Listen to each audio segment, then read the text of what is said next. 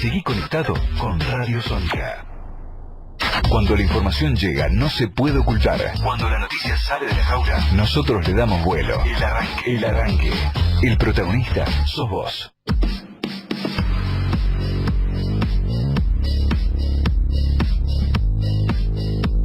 Nuestro Twitter es @radiosónica, @maxilequi, @arranquesónica1. Nuestro Facebook es Sónica Radio y nuestro WhatsApp es 11 22 62 77 28. Pablito. A ver, vamos a leer algo que nos trae nuestro compañero Quique Romero. La conducción nacional del proyecto Segunda República, PCR, tiene el agrado de invitarlo a nuestro Cabildo Abierto Popular que se celebrará el viernes 31 de marzo de 2017 a partir de las 19 horas en el salón principal de la Sociedad Parroquial Vedra en José Mármol 760 en la ciudad de Buenos Aires. Ante el creciente desborde político, económico y social que degrada a nuestra amada patria, el PCR propone al pueblo trabajador argentino unirse en defensa del interés nacional. Sabemos cómo implementar medidas prácticas centradas en el sentido común y el amor a la patria. Esta lucha por nuestra segunda independencia nacional, en esta lucha por nuestra segunda independencia nacional, esperamos contar con su talento político, su presencia y su apoyo. Usted y nosotros soñamos rescatar de su cautiverio a nuestra Argentina, hoy dominada por usurpadores y enemigos externos e internos que nos han arrastrado a la decadencia, la dependencia y la desesperación. Bueno, nosotros obviamente cumplimos con Quique Romero, que está armando este proyecto hace muchos años junto con un grupo de compañeros, así que cumplimos, Quique, y te difundimos la gacetilla porque me parece que tenés gran cantidad de seguidores que te siguen todo el tiempo en las columnas de Radio Sónica. Sí, muchas gracias. Bueno, la verdad que estamos creciendo mucho como Proyecto Segunda República, junto con Adrián Salvucci, Juan Manuel Suaje Pinto y un equipo de colaboradores, y de militancia que está apoyando el proyecto y que nos está haciendo crecer mucho. Y este cabildo abierto que hemos decidido hacer este viernes es básicamente la presentación en sociedad del espacio político que estamos oficializando. Ya como Proyecto Segunda República ya no somos un par de loquitos que se juntan a hacer análisis de la realidad, no. Estamos conformando un espacio político dentro de lo que es este espectro democrático, entre comillas. Espero entonces dentro de, no sé, un mes, 2 meses, sentarte a vos, a Adrián y quien representa el espacio, ya con los nombres puestos, a hacerte una entrevista sobre política, para conocer ideas, para conocer proyectos, para conocer... Así es, y también entrevistarlo como candidato. Exacto. Invito casualmente a todos nuestros seguidores a que visiten nuestra página web nueva, que está muy detallada, casualmente con esto que vos acabas de plantear. ¿Cuál sería nuestra plataforma política? ¿Cuál es nuestra propuesta para la Argentina?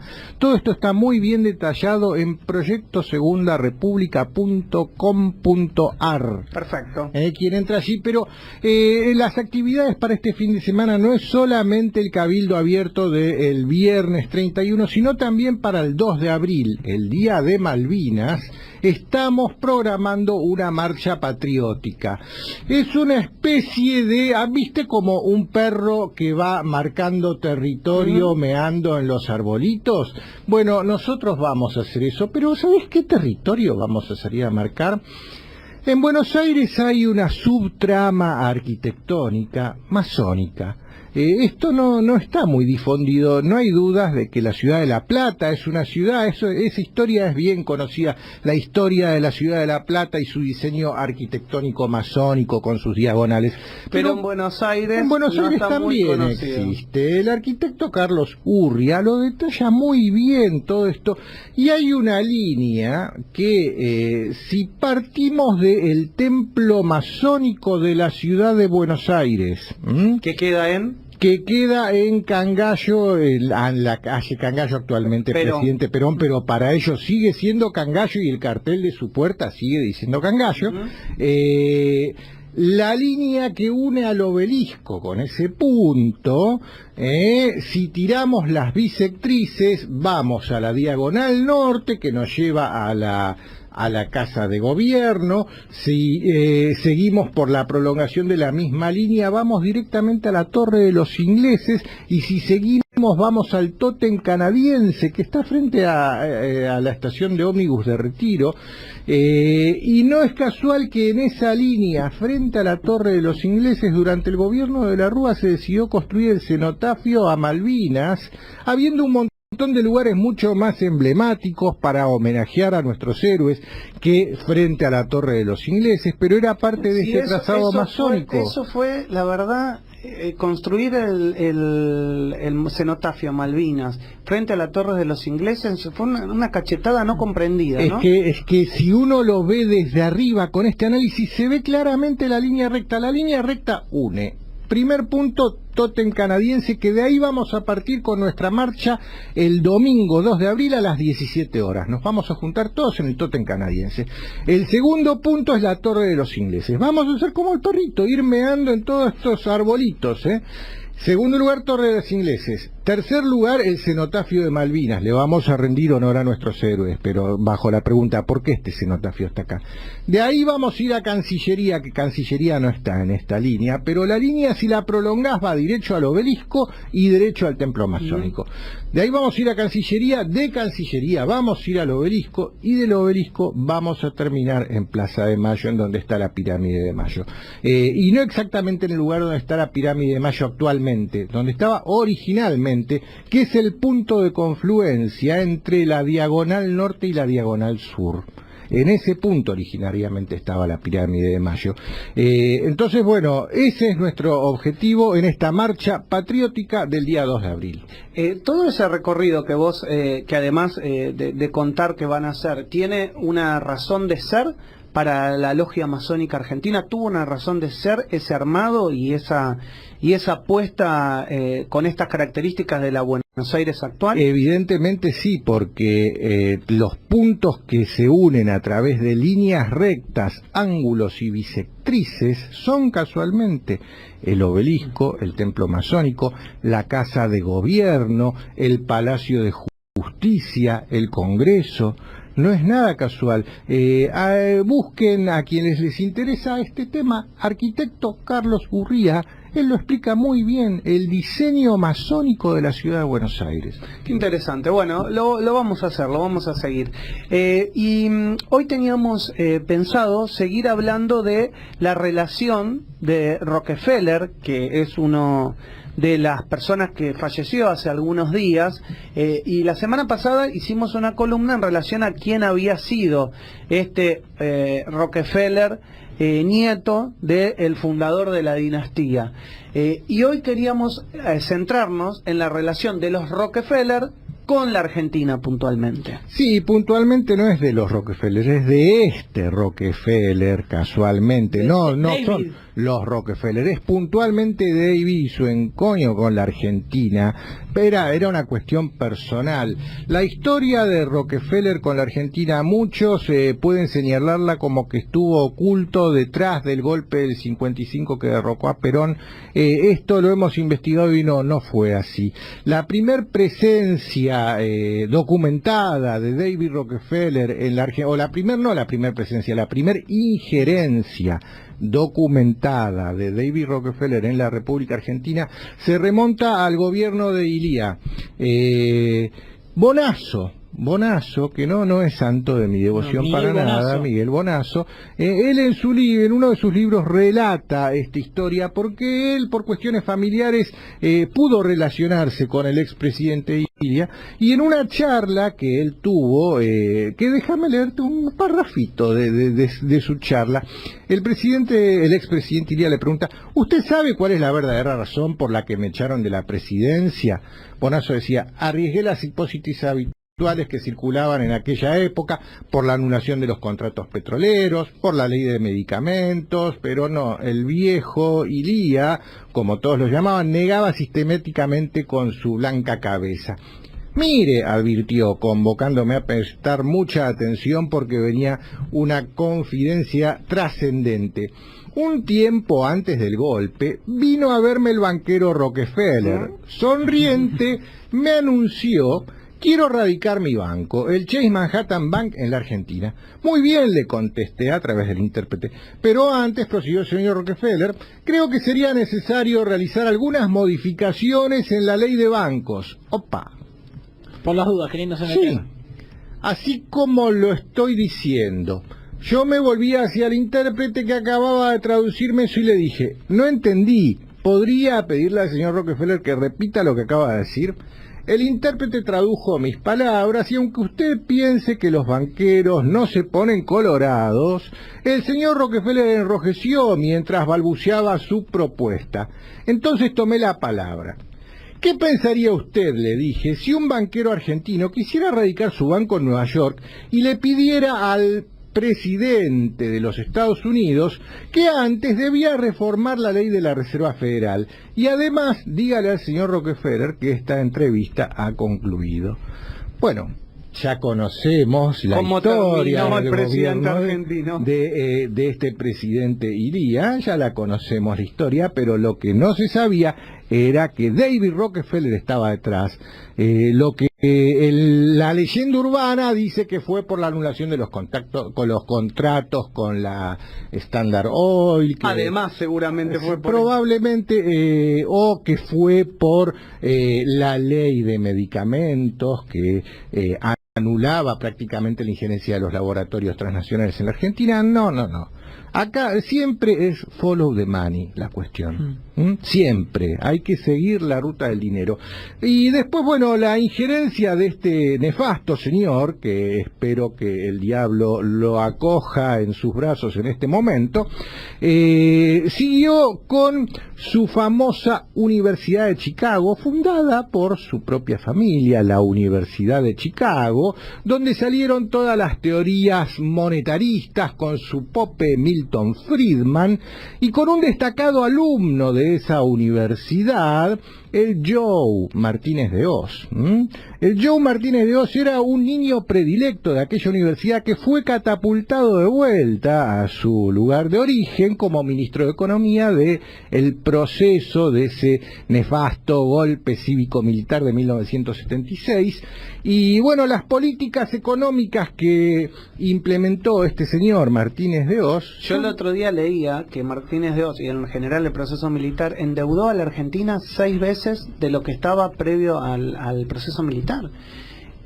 Es increíble, y tuvo una inflación de 517% todo ese periodo de gobierno. Así fue, aunque no se crea, sí, así fue, pero lo más llamativo de las políticas económicas durante la época de Martínez de Oz, que en los 90 fueron readaptadas por Domingo Cavallo, y todo lo que vimos durante el Ministerio de Economía de Domingo Cavallo era prácticamente el mismo cuento. Y lo más triste de todo eso, que hoy mismo estamos reviviendo el mismo cuento, el Martínez de Oz 3.0, Reloaded, Domingo Cavallo y Reloaded, con Duhovne o Prat-Gay, o bueno, Macrinomics, podemos decirlo. Y eso, viste que cuando se habla de políticas económicas, se hablan de políticas neoliberales. Obviamente la oposición dice, bueno, estas son políticas neoliberales, pero nadie se pone a discutir realmente lo que vos decís, que todas estas son políticas creadas desde la Universidad de Chicago, desde ciertos sectores mundiales, desde ciertos sistemas financieros que nos lo quieren trasladar. No se entiende por qué nos golpeamos todo el tiempo con la misma piedra, por qué los gobiernos que vienen sucesivamente siguen haciéndole casos a políticas que vienen desde la Universidad de Chicago, desde el Fondo Monetario Internacional o de determinados organismos que nunca nos han sacado adelante. Bueno, yo le pregunto, una sola política del Fondo Monetario Internacional que haya sacado adelante a países latinoamericanos.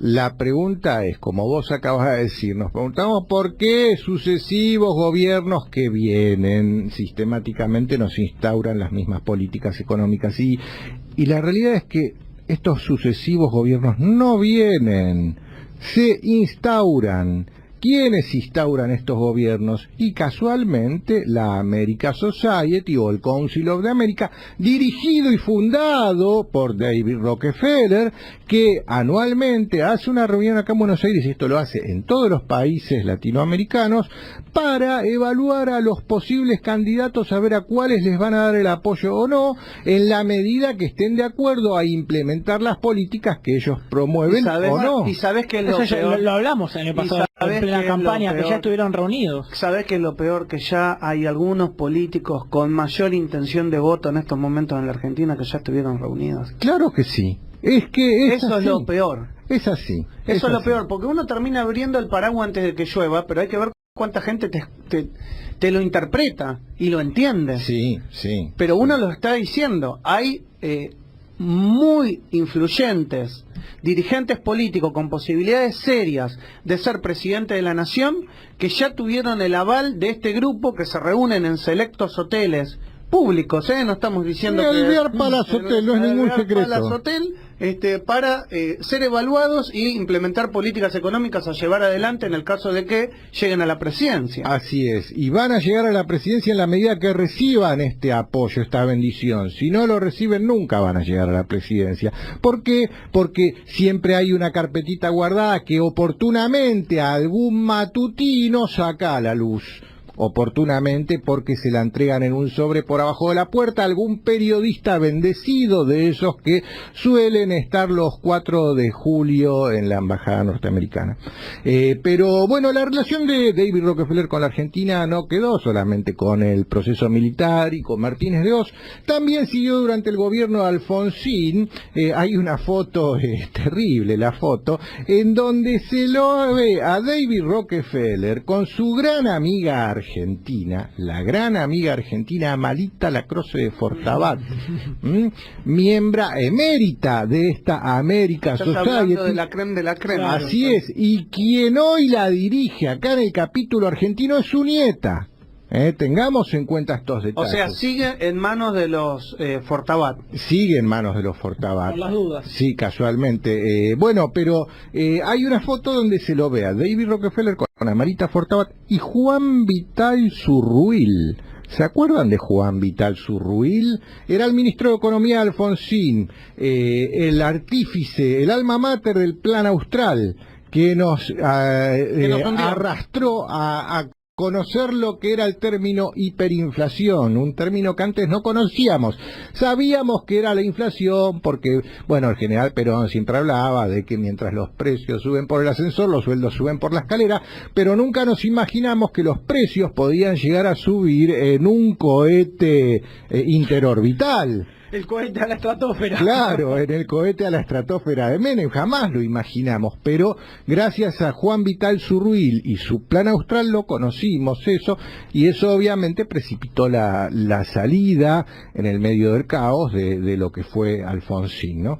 Bueno, también hay una foto anterior a todo esto en donde se lo ve a David Rockefeller reunido con el dictador de facto Lanusse. También, o sea que todos los gobiernos tuvieron a Rockefeller civiles o militares. Bueno, después obviamente la relación, que tal vez eso no quiere decir que las ideas de este hombre hayan calado en un sí por parte del presidente, por ejemplo, digo Alfonsín, pero la realidad es que el plan económico que se llevó adelante fracasó. Todos los planes planes económicos. Eso se iba a decir mismo, obvio. Todos. Para los banqueros nuestros planes económicos son sumamente exitosos porque en la perinola a ellos siempre les sale el toma todo. Para el pueblo argentino son desastrosos. Pero bueno, la historia, banquero, claro, la historia sigue claro. Con Menem. Menem ya aparece. ¿Cuándo no? Hay una foto en donde se lo ve muy sonriente, los dos, está Zulemita por medio y Manzano, ¿se acuerdan de Manzano? Desaparecido Manzano. Claro, bueno, obviamente que fue el promotor de Domingo Cavallo durante el gobierno de Menem, pero recordemos que antes de ser ministro de Economía, Domingo Cavallo fue el canciller, que cerró los acuerdos de Madrid que impusieron la ley de la reforma del Estado, y gracias a esa ley de reforma del Estado se pudieron hacer todas las privatizaciones. Ojo, ¿no? Bueno, después sigue la presencia de David Rockefeller, y este punto es culmine, es fundamental. Cuando durante el gobierno de la Rúa, quien era ministro todavía era Machinea, viene a la Argentina David Rockefeller y le aconseja al presidente de la Rúa que el ministro tenía que ser, que podía elegir entre dos personas, que eligiera entre López Murphy o entre Domingo Cavallo. Obviamente a de la Rúa, cuando le mencionaron a Domingo Cavallo, se le pusieron de punta los pelos que no tenía, y siendo un radical López Murphy, obviamente eligió Ahora, es increíble a López esto Murphy. que vos me contás, porque que Rockefeller venga y le diga a un presidente, ¿qué ministro mira, poner? te aconsejo este ministro de Economía.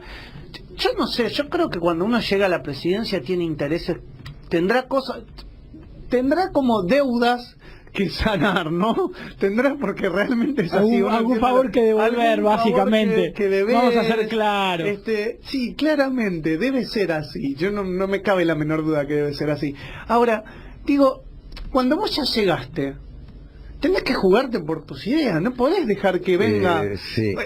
un tipo, ¿entendés? Que no tiene ni la menor idea de cómo es tu pueblo, la idiosincrasia, la gente, y tenés que poner por adelante los intereses de tu patria, no los intereses de una banca extranjera foránea que lo que quiere es volver a llevarse el dinero que a lo largo de los años están invirtiendo y jugando a la timba en el país. Así es, y generar estos mecanismos eternos de yo te presto, te endeudo, claro, para que vos después me devuelvas, pero cada vez que me devolves te saco medio brazo, media pierna, es así. Pero bueno, decíamos que se juntaron con De la Rúa, impusieron como ministro a López Murphy, pero la cosa no resultó, y 15 días después volvió a la Argentina. 2 veces estuvo en menos de un mes David Rockefeller en Buenos Aires. La segunda vez que vino, ya vino con William Rhodes. William Rhodes era en aquel momento la cabeza del Chase Manhattan Bank, o sea, el banco Rockefeller. Entre ellos dos lo agarraron a De la Rúa y le dijeron: me parece que no entendiste bien el mensaje, era Cavallo la persona. Y así fue. Y ya conocemos la historia. Fue Cavallo, y ya conocemos la historia del 2001, no nos vamos a poner a contarla acá ahora, y cómo terminó todo, ya lo sabemos. Pero bueno, después sigue la relación. No hay registros de Duhalde reunido con David Rockefeller, pero seguramente algún café algún café se han tomado. Ahora vas a tirar una bomba. Si hay registro, claro, ¿si hay registro con quién? Pero sí lo hay de Néstor con David Rockefeller y con el mismísimo William Rhodes. También se han reunido varias veces. Y esto sucedía acá en Buenos Aires. Pero Néstor dijo que siempre iba a interponer los planes de la gente, sí, y que no iba a dejar sus ideas en la puerta de la Casa Rosada. Así es. Así es.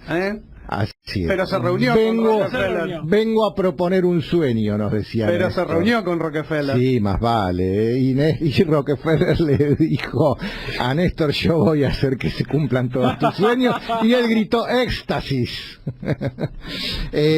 Pero bueno, es sí, parte de la historia. Es parte de la historia. Y es parte, ¿sabes qué? De la historia que los medios no hacen visible. No. ¿Cuáles son los intereses que tienen estos tipos para venir a reunirse con nuestros presidentes? Pero, a ver, recién hablábamos de los puntos que unen distintos puntos notables de la ciudad de Buenos Aires, y se traza una recta y nos desemboca directamente en el Templo Masón. Bueno, acá es lo mismo. Estos hitos económicos de la Argentina tienen un hilo conductor que siempre nos lleva al mismo lugar: David Rockefeller. Siempre. Bueno, hay un montón de fotos ya así de David Rockefeller con Cristina. no solamente acá en Buenos Aires, sino también en el Council on Foreign Relations mismo. Cristina ya iba y con los brazos abiertos era recibida en el CFR en Nueva York, y David Rockefeller y toda la troupe de acólicos, Henry Kissinger, obviamente. A ver, Henry Kissinger era su secretario privado, su Robin. Si él era Batman, Kissinger era Robin. Bueno, con Cristina hay muchas reuniones.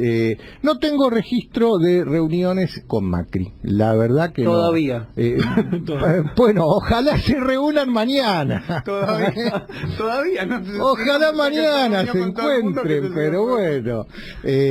No hubo registros de David Rockefeller con Cristina. Quique, la verdad que... Pero para la última y esta es terrible también, no solo de Argentina.